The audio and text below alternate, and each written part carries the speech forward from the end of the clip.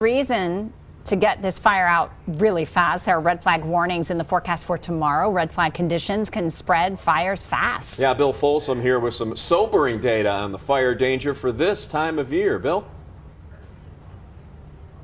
Yeah, the hottest days of summer, they may be gone, but fire conditions, they remain. In fact, this time of year, they can be worse. If you look down, you can hear in the dead leaves just how dry it is and the crunch that's going on. It's the same with dry grasses. In fact, conditions this time of year have resulted in some of the worst fires in Colorado history. Dry conditions and wind ahead. In October, red flag fire warning is in the forecast.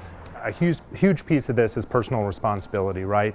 We can only do so much as government agencies. Fires from recent years give reason for the public to pay attention. The East Troublesome fire started mid-October 2 years ago. From October 20th to the 23rd, it expanded more than 87,000 acres due to wind pushing flames in the dry conditions.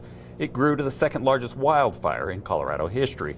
Then a year ago, the Marshall Fire started in the last days of December. With this fire, it took just hours for wind and dry conditions to cause massive destruction. The striking thing about the Marshall Fire was really we're talking 4 to 6 hours to be the most destructive wildfire in Colorado history.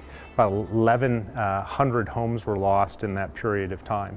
You really can't rest anymore when it comes to fire across the region in general. It's going to be a year-long thing. Any given week, any given month can produce volatile conditions that allows for rapid fire growth across the region. Local weather experts just met with emergency managers to share what's happening with Colorado weather and natural disasters. There's a new kind of weather factor called a flash drought that can impact fire danger. Think of it like a flash flood. You have a rapid onset of water. In this case, you have a rapid onset of drying and drought conditions to an area that maybe was drought free. And that fall time is the secondary peak.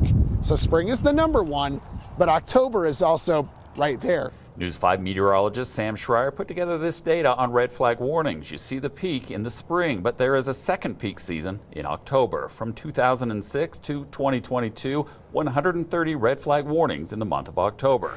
This time of year is no longer off season for fires. Conditions are dry right now and wind is likely. We're being more vigilant about how we prepare, how we staff, how we resource, making sure we're talking with our partners year-round, because we're seeing more and more fires in the shoulder season.